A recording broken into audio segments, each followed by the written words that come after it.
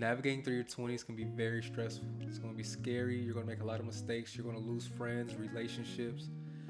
I'm 32 years old now. I've been through everything you can think of from 20 to 30.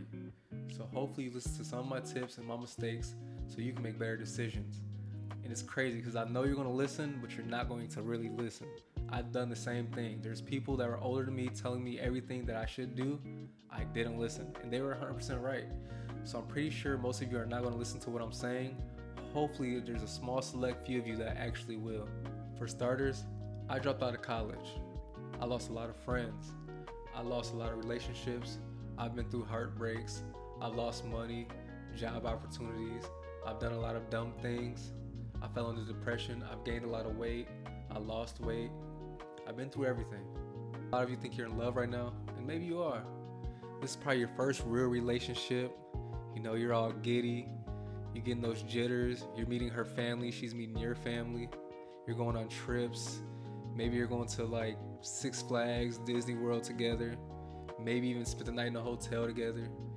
You're on the phone all night, falling asleep to each other's breaths, scraping all your little money together to find the perfect Christmas gift, the perfect anniversary gift, the perfect birthday gift. Making all these future plans. I want to move here with you. Maybe our careers can line together.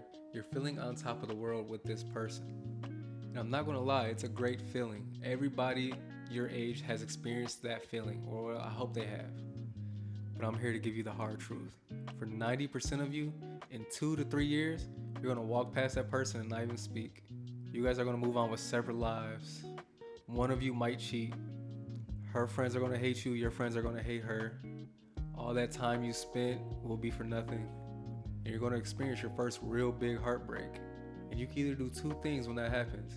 Either you can let it consume you, you can fall into depression, or you can just move on and focus on yourself. I would say choose option number 2. You want to move on and focus on yourself. No matter what you do in life, focus on yourself. If you focus on anybody else, in the end, you will get shitted on. And I promise you that. If a girl tells you she doesn't want you anymore, believe her. Do not chase her. Do not cry over her. Do not beg her. Just say, okay. And I know it's going to hurt. It's not going to be easy. But trust me and all the people that came before you, begging for a girl to come back will never work. It will make you look weak. She will think you're lame.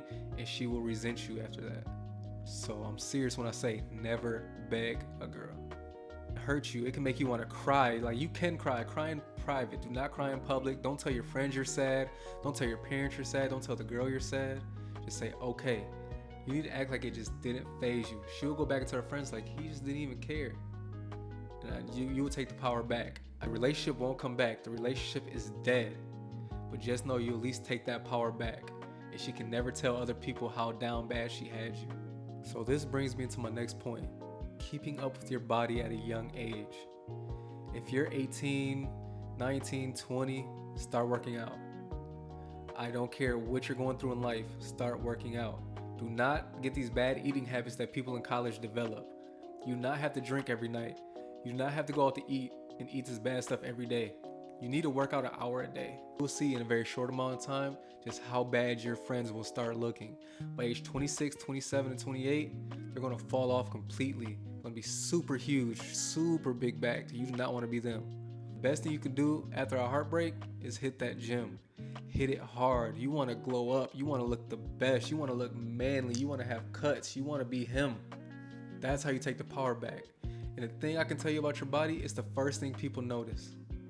People will treat you differently if you're overweight.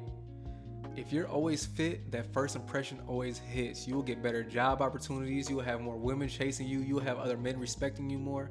Keep up with your body. I'm going to stress this throughout this whole video. Keep up with yourself. When you walk in a room, you want people to say, damn, he's focused on himself. When you're big, people automatically think you're lazy. It might not even be the case, but they just automatically think that you don't care about yourself, you're lazy, and you cannot complete tasks. But if you come in fit, people listen. People talk about you, they're like, oh my God, you look so good. When you're going for a job and a hiring manager sees you or somebody that's really not that fit, I guarantee you're gonna have the upper hand.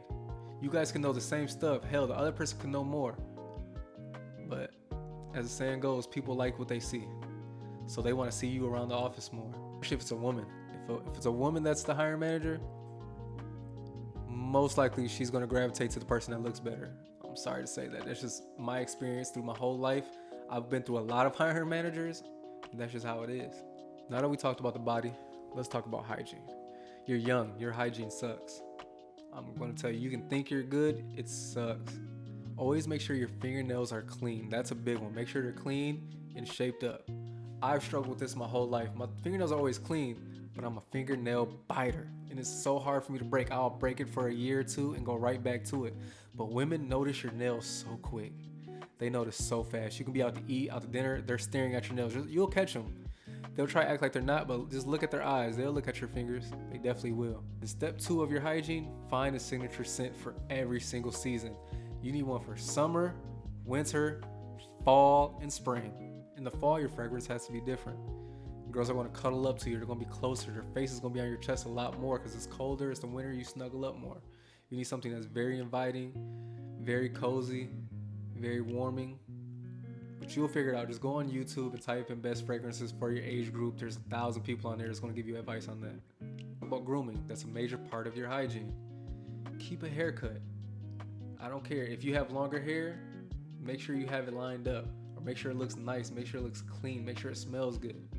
I don't care what hairstyle you have, but it has to fit you also. If you have a beard, keep up with it. No girl wants to kiss you and have hair all on her lips after. Keep it lined up. Keep a nice taper. If you have chest hair and back hair, get rid of it. I don't care how manly you think you are, girls do not like that. Just get rid of it. And maybe the biggest thing about hygiene, take showers more often. Take them 2-3 times a day. I know that sounds like overkill, but first impressions matter. No girl wants you stinky. And body wash is cool, but you need more than body wash. You're going to be working out, so make sure you have scrubs for your back and your chest so you're not breaking out. Make sure you have bars of soap, liquid soap.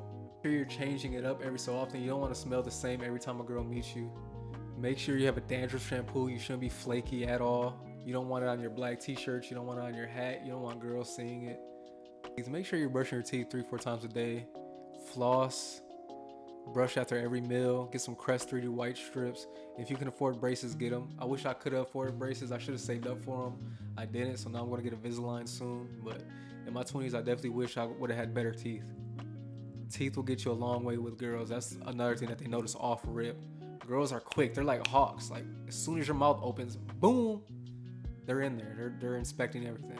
No point in having good teeth if you have bad breath. You need a tongue scraper, mouthwash, a water flosser. Make sure your breath is always good. Always keep something in your pocket, whether it's gum, them loud ass Tic Tacs, some of them Listerine strips. Just keep something on deck, because when you talk to a girl and if you have bad breath, just know you're going to be in the group chat with all her friends as a stinky breath boy. You do not want that. You want your breath to be pristine. When she walks up to you, she should smell you and just like, I want to hug you. After you hug her and walk away, she should still smell you on her and love that. If you're at her house and you're chilling in her bed, her bed should smell like you when you leave. She should think about you like that. If you have your body right and your hygiene right, you're already above other males your age. You're damn near a movie star. A lot of these dudes are walking around looking terrible, stinking, not caring about themselves. If you show that you care about yourself, people will care about you. The last thing I want to touch on are friendships. They're a lot like relationships. The friends you have in your early 20s will not be your friends in your 30s. And if they are, it's probably going to be 1 or 2, and you're only going to see them 3-4 times a year. You need to be networking. You need to find new friends. When you're in college, find people with interests like you that are more focused than you and more driven than you. Align yourself with those individuals. They will not only push you and motivate you, you will elevate. Your network of friends should span over states. You should have friends in Chicago, New York, California that you can pick up and call at any time. The older you get, the more important your network becomes. So many more opportunities open up when you know more people. Imagine you're 30 years old and you're a business owner, and you have a friend that you know in college that's an influencer, and they can influence your product at a good rate. Or somebody that can get you an interview into a job. Somebody's dad owns something and they can help you get into that job. Like, there's so many things networking can do for you in your late years. I'm sorry, your little friends at your high school, they're not going to make the cut. Most of them are just going to be memories. And a lot of these friends really aren't your friends. They're going to try to talk to your girl when you're not looking. Probably be all in her DM when you're going through a tough break. They're going to talk behind your back. They're going to choose other people over you. So again, don't put all of your efforts into your friends or your relationships right away. Your main focus is you. Focus on you. Even when it comes to family, man, family will drag you down. Family will put all their burdens on you and you'll forget to focus on yourself. No, if you don't focus on yourself and get yourself good, how can you help anybody else? So make sure you're good. Make sure you're your top priority. Make sure you're grinding. Make sure you're focused on your career. Hopefully you know what you want to do early on. The people that find out what they want to do early on and grind their whole 20s, by 30, their lives are made. While everybody else are struggling, they're sitting pretty. They're the ones that are traveling. They're the ones that have money to do whatever they want and don't have kids too early. That's another thing. Stay away from relationships as long as you can because you do not need a kid in your life. Kids are a blessing. I love my son. He's the biggest blessing I ever had in my life. But it stops your career. All your dreams really go out the window as soon as that kid comes out. Your money can't go to the places that it needs to help your career. It has to go to the child. Your attention has to go to the child. So right now, focus on yourself. All that will come later. Once you focus on yourself, friends, women, all that will come later. They always come with it. They always come with the end result. If you're doing good in life, you're shining, they're going to flock to you and run to you. So you don't need to be out here pursuing it. Pursue yourself. Now I'm going to wrap up this video. There's a lot more that I can say, that I will say. So I will have a part 2, part 3, part 4. I'll probably have some of my other friends come and talk to you guys too. So please, in the comments, let me know what you're struggling with right now, and I'll see if I can give you some tips on how to navigate through whatever you're going through.